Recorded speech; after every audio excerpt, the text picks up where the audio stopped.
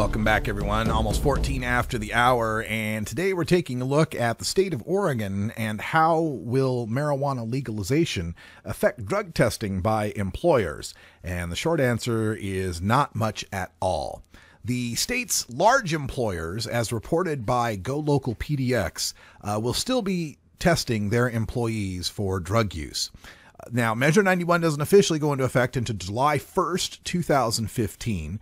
But federal law still gives employers the right to fire or not hire someone based on their marijuana use. Furthermore, Measure 91 had specific language in it that said employers still retain the right to discriminate against employees for their marijuana use. Now, it's not our wish that that would be the case. In fact, Anthony Johnson, the chief petitioner of Measure 91, said, quote, "It does seem unfair someone could get fired for using a legal substance at home up to a month after even using it. I would hope that employers would start to move away from firing people for using pot on their free time. It's something that eventually needs to be addressed." End quote.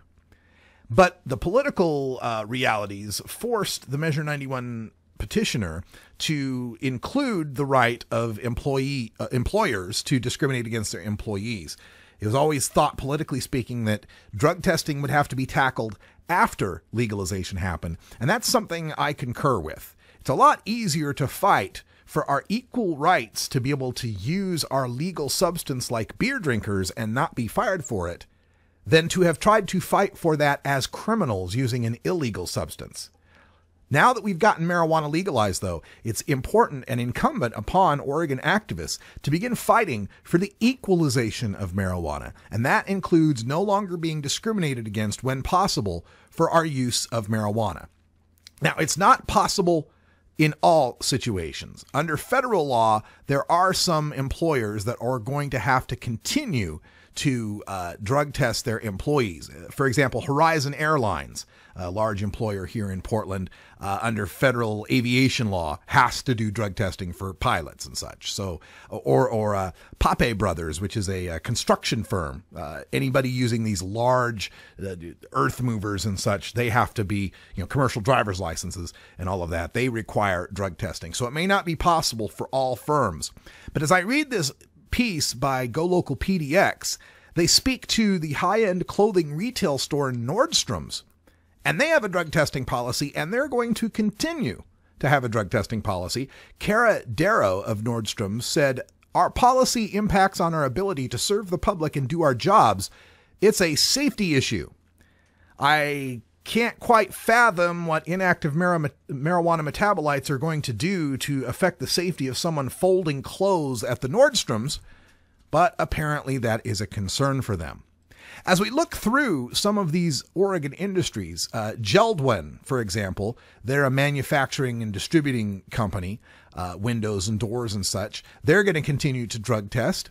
Might be understandable, might be some safety issues that they're concerned with, but what these employers need to understand is that testing for marijuana, and more specifically testing for its metabolites, not only does nothing to improve your workplace safety, it may actually hinder workplace safety by distracting you from real impairment issues. Someone who is a marijuana user who is coming to work sober the next day after having used the night before is not someone who needs to be feared in the workplace. But someone coming into work with a hangover from having used too much alcohol is a danger in the workplace. Someone who is using marijuana to deal with health issues and comes to work sober is not so much a problem in the workplace. But someone who doesn't have access to marijuana and has health issues and comes to work sick and distracted and fatigued can be a safety factor in the workplace.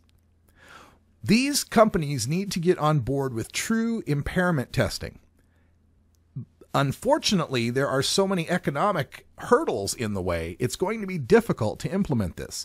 Many of these companies get breaks on their insurance rates if they have P testing installed in their workforce manuals.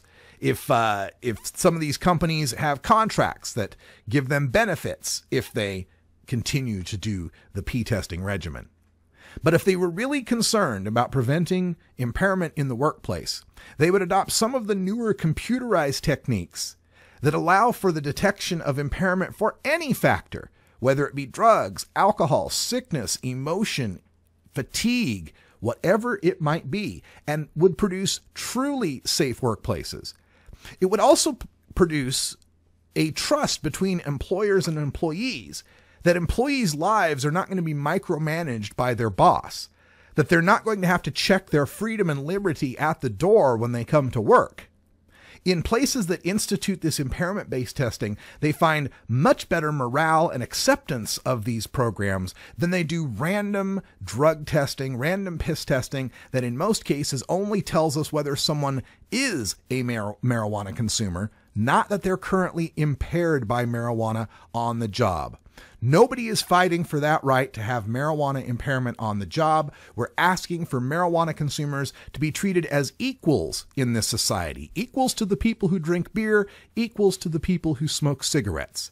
And if someone can go out on a Saturday night, smoke a cigar, drink a six-pack of beer, have a good time, and come to work sober on Monday morning, that right should extend to marijuana consumers as well.